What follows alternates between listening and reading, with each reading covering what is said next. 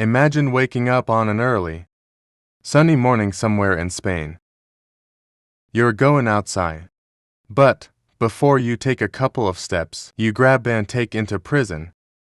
Yeah, I forgot to tell you. It's the 17th century, and you said out loud at the market yesterday that the earth revolves around the sun, and not vice versa. There are several days of very ingenious tortures by the Spanish Inquisition ahead of you. And if you're lucky, a quick death at the stake. Tortures appeared along with our civilization. In every era, people have invented new ways to abuse and improved on the developments of the past. In this video, you'll find out what were the most unusual tortures in history. What's the danger of hugging the Iron Maiden? Why can bamboo haunt your dreams? How were people tortured at the time of the Inquisition? And how to survive if you're being tortured. Imagine an iron sarcophagus covered with sharp spikes on the inside. A person is locked inside in a standing position, and they're slowly bleeding to death. That is the Iron Maiden, a classic of the medieval Inquisition. So, you've been accused of heresy and required to sign a confession. Of course, you're refusing. Then the torturer opens the doors of the Iron Maiden and invites you in. What's going on with a person inside the sarcophagus? It's not a big deal at first. Spikes can damage the skin a little bit, that's all. But after spending half an hour in the same position, you'll want to move. In a few hours more, your legs will start to get tired, and your nose will most likely start to itch. After 20 hours in the Iron Maiden without food or water, you'll start losing consciousness from exhaustion and blood loss. But as soon as you pass out, you'll feel a sharp pain from dozens of spikes. It'll bring you to your senses, but not for long. You'll pass out and wake up from pain again and again and again. Are you ready to confess to heresy yet? Take your time. Let's figure out what you have to do to survive in the Iron Maiden. Your goal is to stay conscious for as long as possible. Most often, the sarcophagus does not have spikes along the sides. Try to lean your hands carefully on the side walls. This will help to keep weight off your legs. But remember, you need to move as carefully as possible so that the spikes don't pierce your skin. The less blood you lose, the longer you'll remain conscious.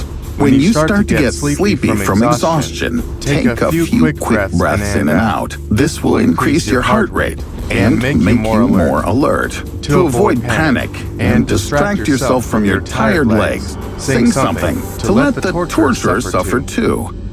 Today, historians believe that the Iron Maiden wasn't used for torture, but rather for intimidation. From the Inquisition system's point of view, this instrument was too slow. A confession could have been pending for several days. Above all, in the Iron Maiden, you can't increase the intensity of pain when you need it, although it does look pretty spectacular in a torture chamber. But torture was not invented in the Middle Ages. The tortures of that time were inspired by ancient China. What was torture like before the Inquisition? In the 200s BC, tickle torture was first used in China. It turned out to be so effective that it lasted for over 2,000 years. It has many variations, but the most popular one looks like this. A person is tied to a table, and their heels are wetted with a salt solution. Then they let a goat come into the room. The animal starts licking the salt off your heels and just tickling you. For the first couple of minutes, it'll even be kind of fun. But imagine that you're being tickled for an hour, then 2, then 3. On your foot, there are about 200,000 nerve endings. From their constant irritation, even a slight touch to the heel will cause a twitch, uncontrollable laughter, and a sharp pain. A way too long tickle torture can lead to a respiratory muscle spasm, and you'll literally suffocate to death with laughter. But how to survive if you're being tortured with tickling? The first and most difficult thing to do is to let go of the sensations in your foot. While the goat is licking the salt off your heels, switch your consciousness to something else. Meditation can help with that. Take deep breaths in and slow breaths out. It's better to exhale when it gets unbearably ticklish or painful. Another unusual torture that nomads really loved was shiri. With its help, prisoners were turned into obedient slaves. First, your head is shaved until it's completely smooth. Then a fresh piece of camel skin is taken and put on like a hat. So far, it sounds disgusting, but still tolerable. The worst is yet to come. Your hands will be tied to a special stick structure that won't let you take this hat off. Then you'll be left for about 5 days in the middle of the desert. The camel skin, when exposed to the sun, will start to shrink and tighten on the skull. After a while, the hair on the head will begin to grow back, but it will not be able to get through the shiri and will grow in. How to survive this torture. Daytime temperatures in a desert can rise to 47 degrees Celsius. That's almost 117 Fahrenheit. So, the first thing to do is try and find some shade. After you hide from the sun, you'll need to get rid of the hat, and the only thing that will save you here is flexibility. You need to pull your head towards your knees and try to take the camel skin off. This could be done best until it starts drying out and shrinking. There's a chance of surviving the shiri torture. However, the nomads will still take you and the other survivors into slavery. But torturers did not always have to leave a person alive. It's time to tell you about the deadliest tortures in history. For this purpose, let's go back to ancient China. But this time, not to the torture basement, but to the bamboo grove.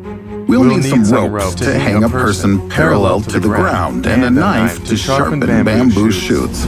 Bamboo grows very fast, up to 1 meter per day. They just hang you over such a patch and wait a few days. And its stems are strong enough to pass through the human body.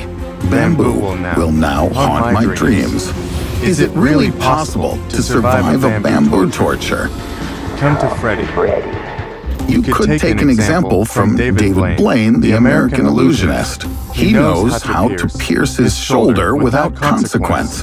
The needle passes through the arm without touching the muscle and veins and blood vessels. I don't recommend trying this at home. But even Blaine could hardly have survived dozens of bamboo stems growing through his body. Only Indian yogis can do that.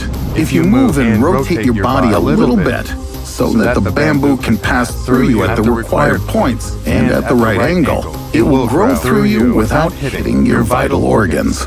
But don't think for a moment that this is the most painful torture.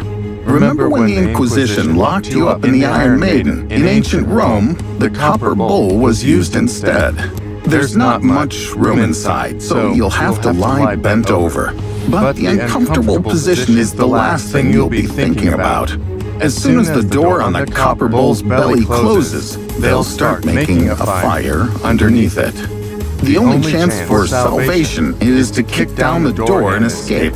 But doing it in a narrow, overheated bull's belly won't be easy. It'll take years of training to thrust it down with your hand. It'll be more effective to keep kicking at the door with your feet. You're probably not the first person to be roasted in that bowl, and the lock has been damaged before you. A few kicks, and you're free. No documented cases of execution by growing bamboo or the copper bowl torture have been found by scientists. They're probably just legends that were used to intimidate people. But the next torture I'm going to tell you about is extensively described in documents. For you to be sentenced to execution by elephants, it was enough just to be laid on your taxes. Execution elephants were trained not to kill a person immediately, but first to crush and rip off their arms and legs. In India, such executions were arranged as big spectacles. Do you think there's any way you can escape the giant legs of an animal weighing 4 tons? You can try to keep your arms and legs to your sides and roll on the ground, But there's a possibility that the elephant will step on you by accident. Or you could call your elephant and order it to crush the executioner who gives orders to the killer elephant. But one more giant animal in the arena is unlikely to increase your chances of survival. Imagine what it would be like if tortures were still common in contemporary society. What would they look like? The way I see it, a person would be tied up and forced